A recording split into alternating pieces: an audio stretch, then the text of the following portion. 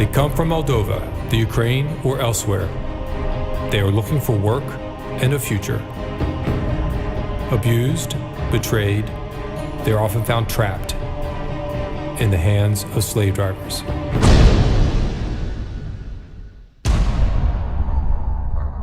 It happens right here. We can't continue to ignore it.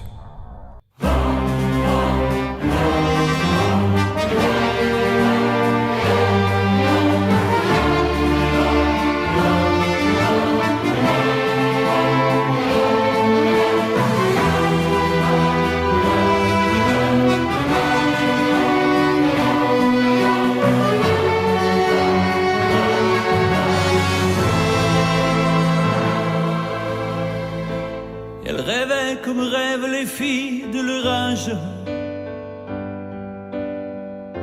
Elles rêvaient comme on rêve quand on a 17 ans. Elles rêvaient de quitter leur quartier, leur village, et puis un jour d'aimer et d'avoir des enfants. Les filles de l'Est.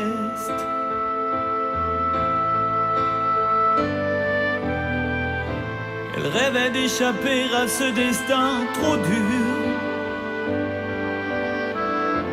qui avait condamné leur mère derrière le mur.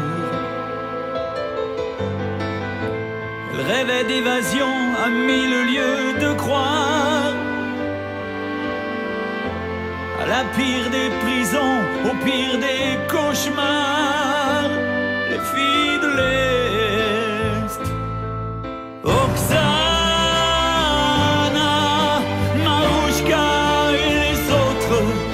piégées par des barbares, elles pouvaient pas savoir, esclaves dans la gueule de ces chiens. Elles étaient innocentes, ils les ont faites putain.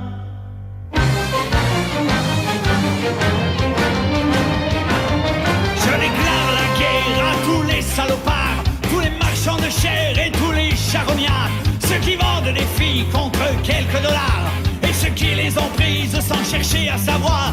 Je déclare coupables tous ceux qui ne font rien, politiques et notables qui s'en lavent les mains. Je déclare coupables tous les pauvres dégueulasses, capables d'oser encore se regarder dans la glace. Je déclare la guerre au marché de la honte et les filles qu'on enterre dans des bordels immondes. Et au nom des victimes, j'appelle à se lever pour dénoncer ce crime contre l'humanité. Oksana, Marouchka et les autres, si pour vous c'est trop tard, un jour ils vont payer vos larmes et vos corps déchirés. On laissera pas tomber, on va pas oublier les filles de l'Est.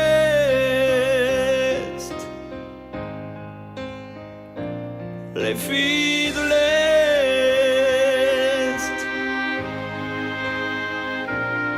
Les filles de l'Est.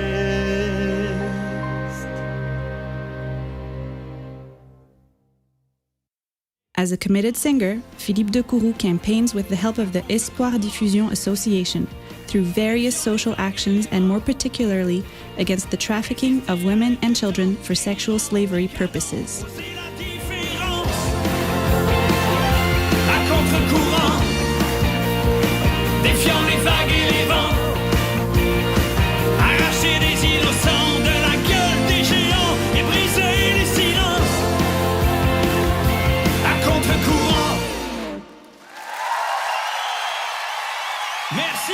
This film, Human Trafficking, opened my eyes to what really happens behind the sex industry and showed me that in modern slavery, reality sadly goes beyond fiction. I then decided to make a commitment to fight against this crime by trying to raise public awareness among young people in particular of what is an unbearable form of violence against women. With a yearly turnover of tens of billions of dollars, the sex industry is more lucrative today than the weapon and drug trades. According to United Nations reports, every year 2.4 million women and children worldwide fall into the claws of the traffickers. Among these victims, 500,000 come from Eastern European countries. There has been a constant increase in their figures for the past 20 years. But who are these young women and how are they trapped? We will go to Moldova to try to understand.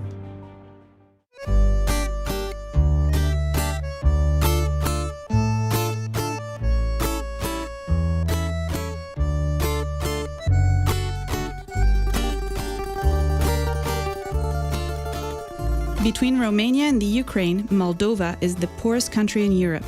Here, more than in any other former communist bloc country, the fall of the Soviet Union caused a decrease in the standard of living, which was already extremely low.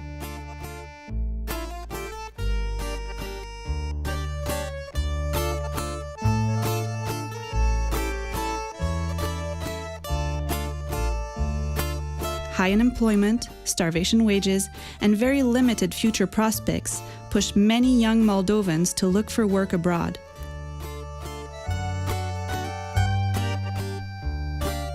They thus become easy prey for unscrupulous traffickers.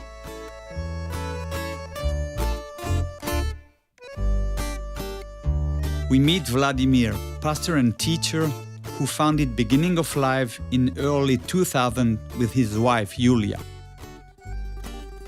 This organization, which today employs 17 persons, not only offers a refuge for victims of the trade, it also engages in prevention among young people and in other social actions, particularly in schools and orphanages.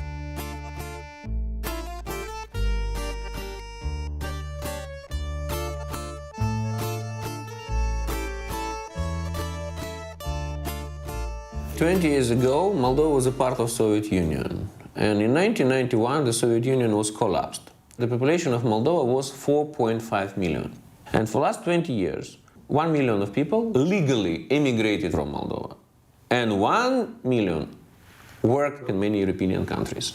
From this million, 700,000 work legally there, 300,000 work illegally, or they are victims of human trafficking. 30,000 of Moldavian ladies, women, girls disappeared for the last 10 years. And nobody knows where they are now. Concept of lover boy appeared not so many years ago, and lover boys now are one of the most effective and active recruiters in Europe.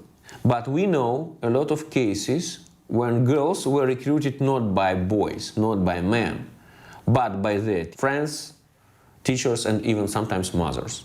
Around 80% of young generation have only one idea: to go away from the country. Why? Because official average salary in Moldova it's around 200-250 euro. To rent 2-bedroom apartments, you need to pay 250 euro. And then utilities, food, clothing, and how people can survive. If you will talk about risk groups in Moldova, there are few. First, orphans. When they graduate from the school, they should leave the dormitory in the orphanage. And they don't have apartments, they don't have relatives, they don't have parents, and of course they cannot find a good job. Usually they cannot go to the university to get a higher education because of the problem of the low level of the education which they got in the schools. Few years ago, there were registered more than 33,000 orphans in Moldova. But then the state, our government, accepted, let's say, a policy or strategy of adoption, that they should close their orphanages and they should open the foster houses, foster families, or to influence, to motivate, to encourage families in Moldova to adopt these orphans. To realize this strategy, the government opened many shelters, smaller shelters, so that kids should go from the orphanage to this shelter for 6 months, and then during these 6 months the government should find a family. But the problem is that because of this economical situation and because of the lack of education in my generation, people are not so open to adopt children. For today, official statistics says 7,000 orphans live in the orphanages, whereas the rest, they travel from shelter to shelter, from shelter to shelter, and nobody knows where they are. The number of adopted kids we cannot compare with this 26,000 difference between 33 and 7,000, what we have today.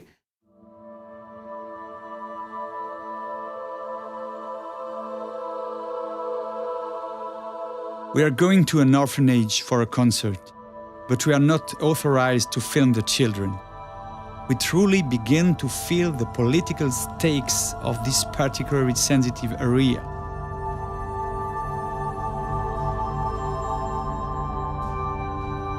The second group is much bigger. It's social orphans. Teenagers, they have parents, but their parents work outside from Moldova. And for years, they didn't see their children, especially if the parents are illegal migrants. They send money back home, and these children stay at home alone, with money, no control, no love, no care. And for today, we have dozens of thousands of such kids in Moldova. In the villages, in the towns, in the capital, in different places. You can find them everywhere. They could become victims of recruiters.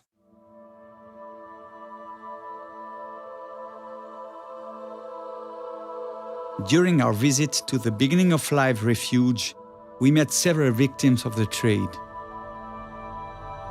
As a safety precaution, we did not film their faces. Here, in a serene family atmosphere, such as most have never known, these young women are introduced to sewing and to various crafts and artistic activities. They benefit from the support of competent staff with whom they can begin to find the elements required to reconstruct their broken lives. One of them is pregnant, on the verge of bringing a child who will never know his father into the world. Their stories are similar. Rape, abuse, and even incest are the common denominators among all these victims, many of whom carry the indelible marks of hepatitis, syphilis, or AIDS. It is only little by little, encouraged by the listening skills and empathy of the center staff, that they succeed in finding release by telling their story. On the basis of one of these testimony, we have told Tatiana's story.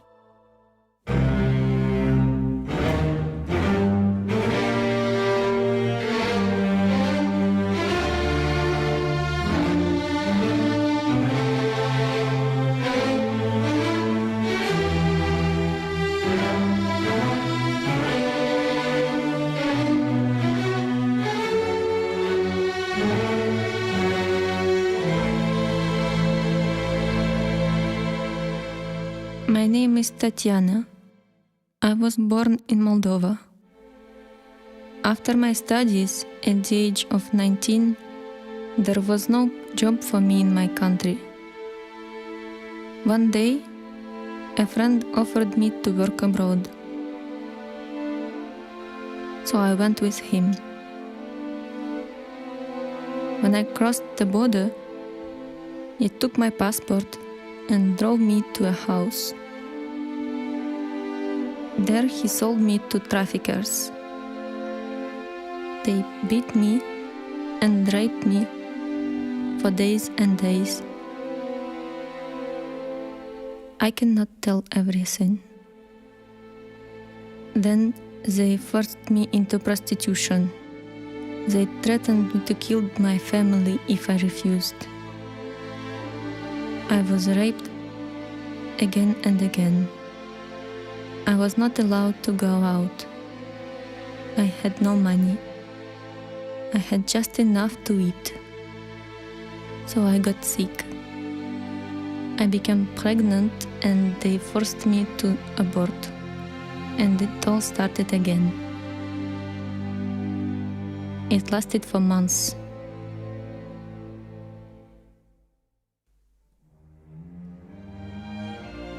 One day, the police came. I was questioned, but I was afraid for my family, so I didn't say anything. I cannot stay here in this country. I cannot go back home. I am afraid. I have nothing at all. I am nothing.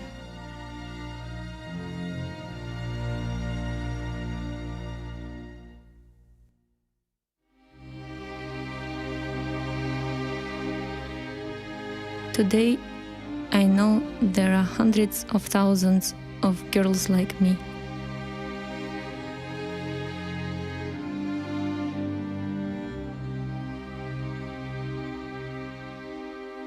Please, do something for us.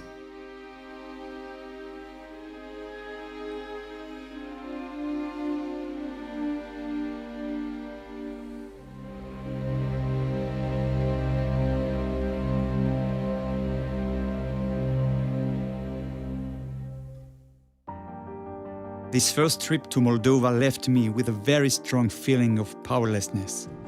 The economic and social situation of the country indeed reflects not only that of the entire former communist bloc, but also of so many other parts of the world where insecurity and poverty are exploited by the traffickers. I returned to Switzerland with a question constantly asking myself, what can be done for these girls? During my concert tours, I have visited numerous red light districts in Europe, Africa, Madagascar and the Caribbean. I have met very young girls there. Many are still teenagers and their life looks like Tatiana's. Very often it is impossible to talk to them because their knowledge of French is limited to the service which they propose and the asking price. But when we have succeeded in communicating, the prostitute's mask falls, allowing all the distress of a deceived and bruised child to appear.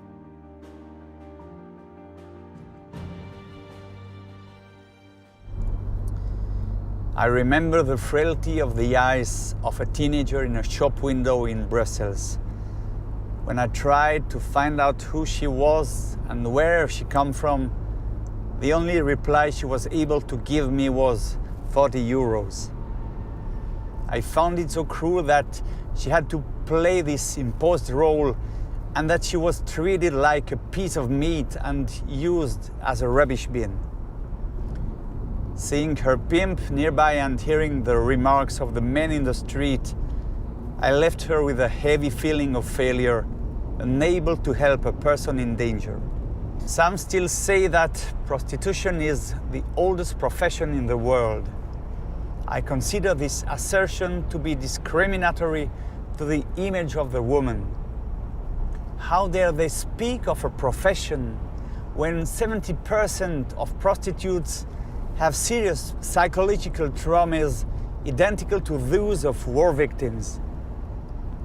What parents worthy of the name would agree to send their 16-year-old daughter to a training course in a brothel? Let us stop considering prostitution as a job. To try and get things moving, Philippe gives speeches on the subject. It's at the first of these conferences that he met Marcel Georgel, a pastor in Nantes. Since that meeting, Marcel, with his wife and a small team, have started to work among the prostitutes of the city. With them, Philippe discovered the workings of African prostitution. Here, in exchange for a deceitful promise of good work in Europe, the victims have taken on a very heavy debt for emigration expenses. In the majority of cases, the contract was sealed by an occult ceremony. But this is clearly witchcraft. Yes, these are packs that they make. They are made to drink blood, and then they also have a mark. Some of them are marks here or on the neck, And that indicates a kind of belonging, you see. By this sign, you belong to me. You make a vow of silence and promise to repay your debt. That's what it signifies. And if you don't do it, well, this is what can happen to you. So there is an enormous debt, a debt which can be 30, 40 or 50,000 euros. Up to 80,000, I've heard. And if you don't repay your debt, you will be cursed. That's what it means. Well, not everyone has gone through that kind of ceremony, but many have. The authorities do have some awareness of human trafficking. I think that when we talk to politicians, to people who have power, they are very aware of it. The head of the Central Agency for Combating Human Trafficking, when we were at a conference in Le Mans, said at one point in his lecture, if I had a red button that I could press on to unbewitch these women, that would be wonderful. They would be free to speak. He invited me to Paris, to the Minister of the Interior, to speak with me. And I asked him, but what can we do for these women? And he said, continue to pray and read the Bible with them, because I can see that they are under a power that we cannot control. We don't know what to do with it. But you have a weapon for this. Marcel took us with him into the streets of the town to the people he visits. We filmed with a hidden camera. The girls come from Nigeria, teenagers who don't speak French and who sometimes do not know how to read and write, but who confirm that they came of their own free will by their own means. They are terribly afraid to leave this network. Fear for their family, fear for themselves. Some of them tell me, fortunately, my parents don't know what I'm doing. It's hidden. And yet we can see clearly on certain Facebook profiles that what they post about themselves is completely made up. I live in such a town, I work in such a field. And they get themselves photographed in front of certain cars, certain places. It's to reassure their families in a way. Have you been able to see that they have been delivered from this field? Yes. Oh, yes, yes. Several women. We have given them courage in a way to take steps to get out of it and to dare fight back and break the vows that they made. We realize that it's far from the cliché, a long way from the idea that we all have about prostitution. We are far from the image, which is often projected by the media, that of a prostitute in a lounge with subdued lighting, carpets, who says, me, I've chosen it. Well, I've never met a girl like that. Despite meeting 150 or maybe 200 over the last 2 years. But mostly it is, yes, I want to get out of this situation and do something else. I do not want to stay on the street forever. It is important for these girls to understand that there are people around them who can give support if they decide to leave the street. Because they tell me, it's easy to say, get out of the street. And what do you do then? What do we do? If you don't accompany us, if you don't support us, how is it possible? This makes us think. Words are good, but it is necessary to act also. We try to bring what we can to these women, friendship, but also sometimes material goods. Sometimes we can help them with their grocery shopping. We build relationships quite slowly, often with little things, and they are really grateful. This encourages us to continue in this direction because we feel that our help is appreciated. By their work on the streets, Marcel and his team have already helped several girls to get out of prostitution. One of them agreed to tell us her story. I come from Nigeria, Edo. Bring me down here to Europe here to work. He asked me to pay a lot of money, maybe 40-something thousand euro or 50, going to 50. How old were you when you came to Europe?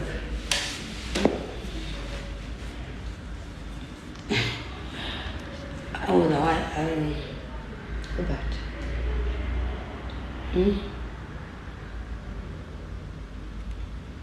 I can't remember. I'm sorry, I cannot give this testimony. Cannot. At the age of 6, Glory was sold as a slave by her parents. They exchanged her for some land. She was often beaten, despite her childish crying. At the age of 13, on the way back from the market, a man raped her, and she became pregnant. Her ordeal became worse. She became an outcast with an illegitimate child. As she did not bring in enough money, the people she served sold her onto a network of pimps. After a long trip, during which she crossed many African countries, she arrived in Italy via Spain. But before her departure, she was made to visit a witch doctor, who, in an occult ceremony, made her swear never to reveal anything about the network, and above all, to repay a debt of 40,000 euros. In Italy, she was given bags of drugs to carry from one place to another. Arrested by the police, she was jailed and sentenced to 3 years in prison. On her release, she succeeded in escaping the network and arrived in France, first in Nice and then in Nantes. She met Christians who rescued her and helped her to leave the streets. Through her testimony of a life transformed, 2 other women have already succeeded in giving up prostitution.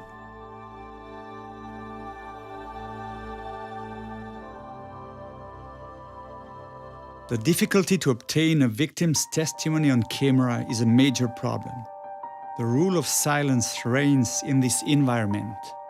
The girls are afraid of reprisals, afraid for their families, or afraid of being once again used and abused by means of these pictures. Because for many of them, the sight of a camera brings back very painful memories. Irene Hirzel has worked for 10 years as a social worker with prostitutes. Today, she is responsible for the fight against human trafficking at the Christian Mission for Eastern Countries in Worb in Switzerland. This lecturer and specialist in the field offered me valuable help thanks to her numerous contacts. The pornography industry and human trafficking are closely linked. Victims of trafficking are used in brothels, bars, massage parlors, and strip clubs. They are also filmed to feed the market for pornography. Over the last years, these films have become increasingly violent and extreme.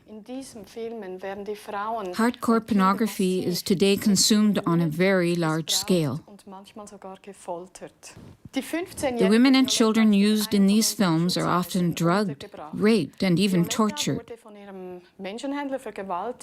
Violetta, a 15-year-old girl, a victim of trafficking, was taken in at one of our centers.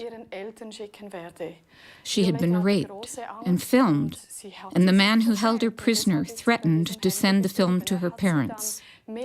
Through fear and shame, she dare not run away. And for months she was sold to other men. When she became pregnant, the trafficker let her go. This young girl's life is ruined. The FBI wrote in one of its reports that when traffickers are captured, they always find pornographic films which they have produced. During a recent conference, New Scotland Yard and also Swiss policemen confirmed to us that many victims of trafficking are used in hardcore pornographic films. These films also serve as leverage against these girls.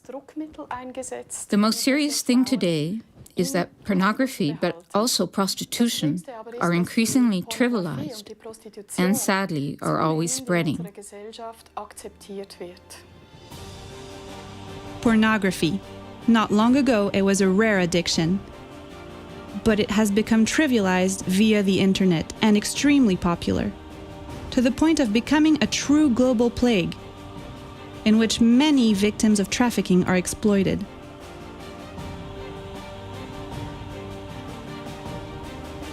The addiction that it causes in many young people is none other than a new form of slavery. Wilf Gasser is a doctor and therapist, a specialist in the treatment of all forms of sex addiction. Today, the fast-growing sex industry generates, according to UN estimates, an annual turnover of around $100 billion. Here it is estimated that 90% of internet users occasionally or regularly use pornography in one way or another, and that this consumption is increasing among women.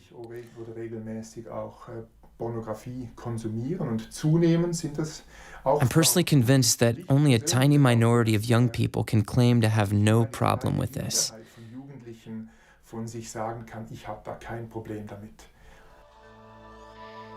J'ai connu une misère intérieure, une pauvreté intérieure, de quelqu'un qui ne sait pas qui il est, qui ne sait pas où il va.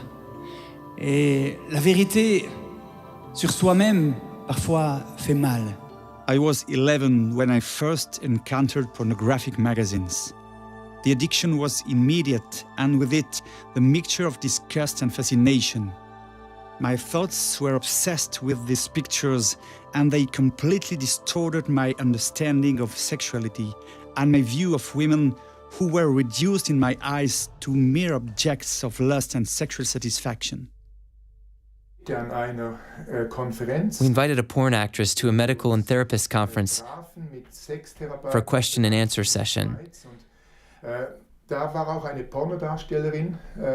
Someone asked her, "What should we say to our young people who are consuming pornography and who are looking to get out of it?" She replied, "You really have to say to these young people that what is shown to them in pornography has absolutely nothing to do with reality. The fact is that when you look at these pictures, they influence you to the point where they become more and more what you consider to be real. You start to build an image of women as you see them in these films. Women who are always ready for sex, who always want to, with whom you can gratify all your fantasies. So many men imagine that women really want what they see in these films. After that, the young people who begin a real relationship very quickly realize that they are the captives of the pictures that they looked at for years and from which they can no longer escape.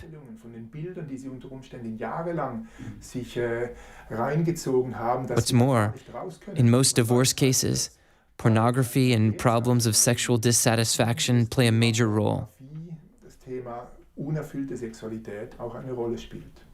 In today's world, sex is omnipresent and pornography has been trivialized, and this robs us of the best of sexual intimacy. Reduced to a base animal or mechanical relationship, the infinite beauty of sexuality is sacrificed on the altar of an industry which displays it like meat on a butcher's stall.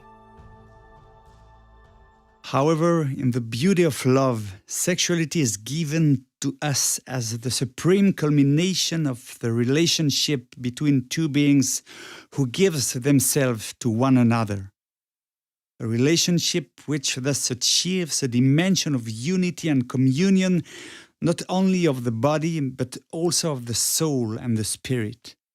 To my mind, this dimension is the most beautiful gift that life can offer us. It really is a waste to miss out on this. Like any other addiction, an addiction to pornography can truly destroy a life. The pattern is always the same. You have ever greater needs, ever stronger needs every day, and soon for hours on end. I know several men who have lost their jobs because of this. It is also enormously stressful when you want to try to hide this addiction, and there are of course consequences for couples and so on. Addiction and its consequences have an enormously destructive power. This addiction also leads, sooner or later, to the desire to live out certain scenes from these films, and so to frequent the world of prostitution, and to expose oneself to risky sexual practices. But despite everything, it is never enough, and you always want more. And in this way, a special attraction to certain types of scenes can develop, like, for example, those showing younger and younger girls. The person who seeks out these pictures risks sliding unconsciously into pedophile pornography on the internet. We find the same phenomena leading to the viewing of other types of profoundly degrading and demeaning images. Without even realizing it, one can find himself pushed into extremes.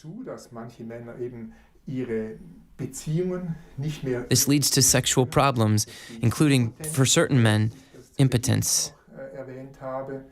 Situations like this can have dramatic consequences, even leading to suicide. So the question is, how to get out of it? Can I get help?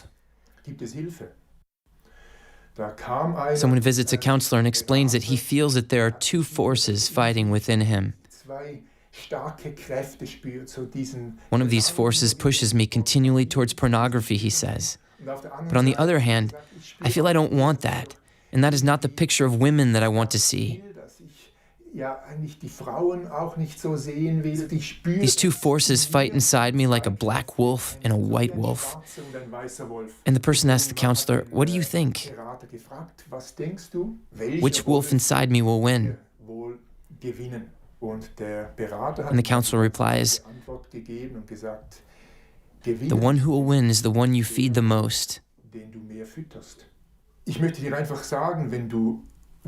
I would like to tell you that if you are addicted and are caught in this spiral of always more, always stronger, then you will never get out of it alone. You need help. And the good news is that there is a way today through support groups and therapists.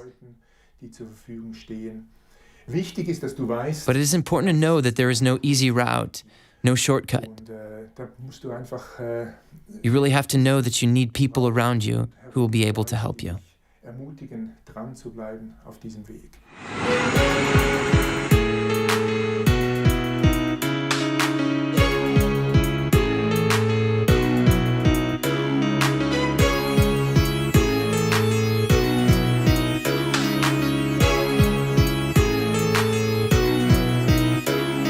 Enfant je me demandais dans quel monde on m'avait lâché. Maintenant je le sais, mais partout je suis largué. Malgré ça j'avance à mesure que ma vie se consume. Je pense mes blessures entre le marteau et l'enclume. Où j'ai fait faux, j'en sais que dalle. Ce qui est sûr c'est que j'ai mal et que mon cœur saigne. J'essaie de me reconstruire en noyant mon passé. Dans le sexe, les drogues, tout ce que je trouve pour oublier.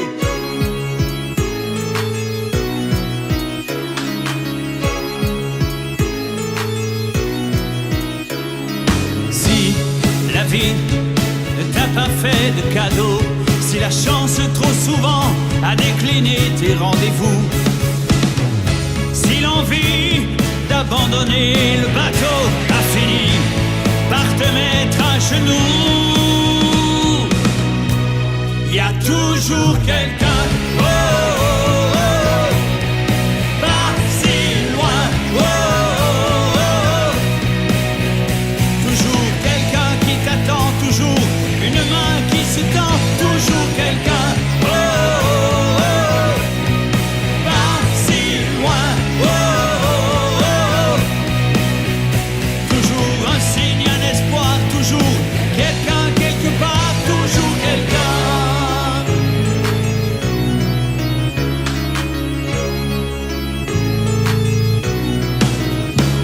J'ose plus espérer que mes douleurs vont se barrer, que les démons qui me font face en auront marre de s'acharner. Tout m'exaspère, j'en peux plus tellement je souffre et je replonge dans l'enfer. Quand je veux sortir de ce gouffre, mes peurs m'isolent. Je suis seul, j'ai plus personne, j'ai trop besoin d'aide et tout me dit abandonne. Je trouve pas de remède et autour tout déconne. Pour moi plus rien n'a de sens et mon cas est une urgence.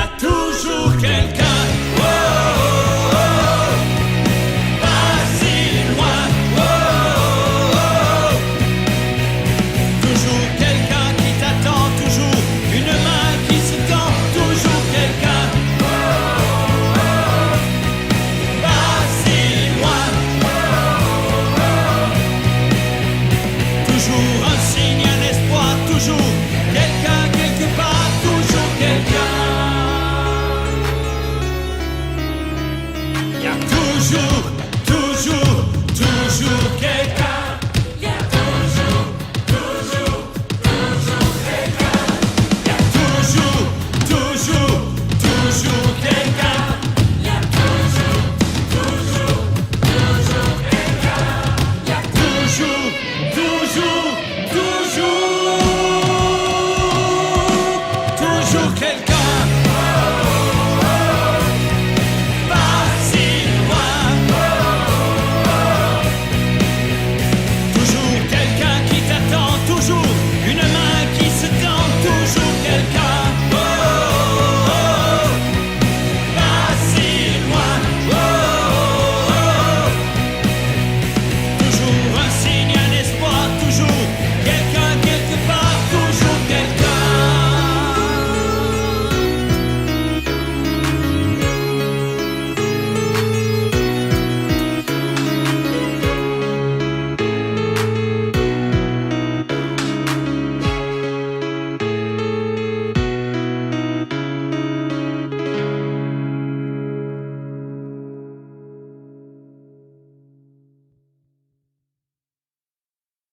With this report, we have tried to make you aware of what the trafficking of women and children, prostitution and pornography have in common, namely making money by enslaving innocent people and by exploiting our basest instincts to steal from us the most precious thing we have.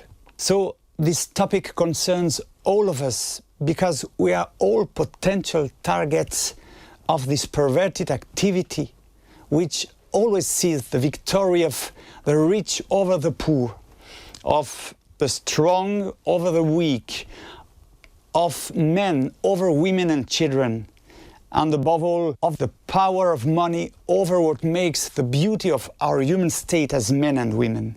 Also, to defend the honor of my manhood, I have chosen to say no. No to a simple click on X-rated websites, knowing that this will feed the sex market. No to the trap of addiction which leads to slavery. No to the idea of seeing women as objects of fantasy and lust. No to prostitution because no human being can be bought or sold. In a world where injustice prevails, I have the choice to close my eyes, the choice to stay on the side of the problem or to go over to that of the solution. It is up to each of us to make the right choice.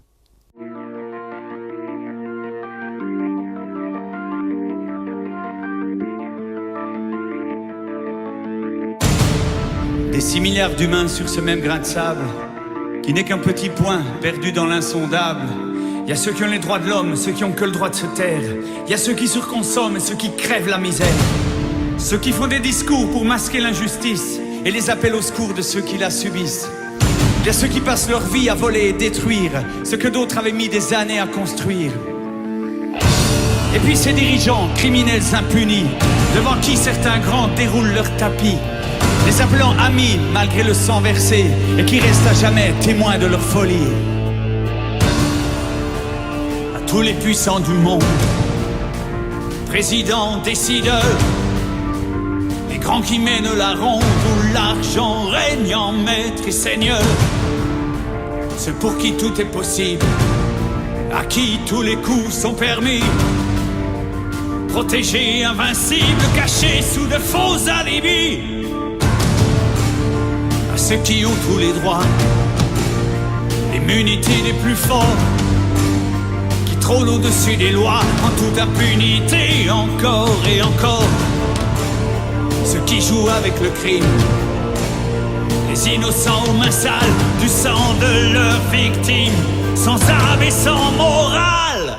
Si Dieu semble laisser faire, si le mal a triomphé, un jour viendra où il faudra payer. Un jour viendra où les livres seront ouverts. Un jour viendra où les comptes seront réglés. Un jour viendra où les ténèbres fuiront devant la lumière. Et personne ne pourra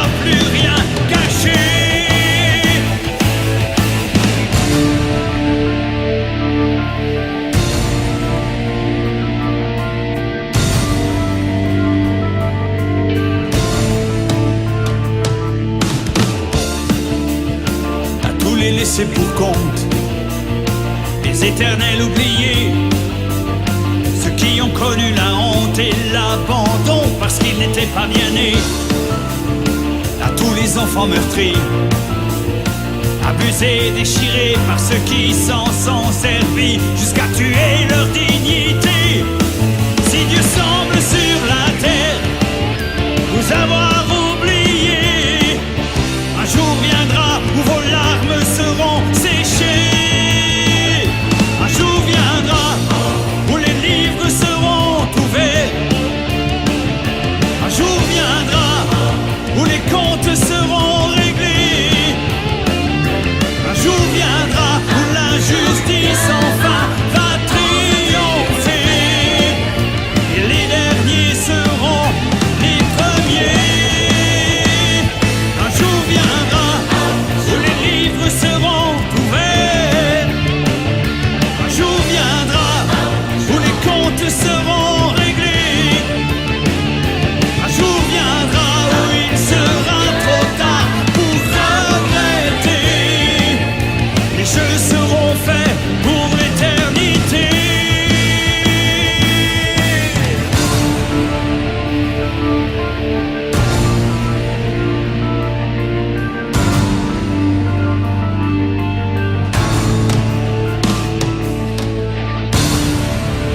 Quand s'allumeront les projecteurs sur l'écran du film de ma vie et que tous seront spectateurs de ce que je croyais avoir enfoui, de tout le mal que j'ai pu faire et du bien que je n'ai pas fait, de tout ce que j'ai foutu en l'air et de l'amour que j'ai pas su donner. Est-ce que je pourrais rester debout et affronter la vérité, ou est-ce que je pense être assez fou pour croire que je pourrais m'en tirer encore, alors que j'ai tout foiré? Quand s'éteindront les projecteurs et que la porte va se refermer, moi je serai là, mais de quel côté?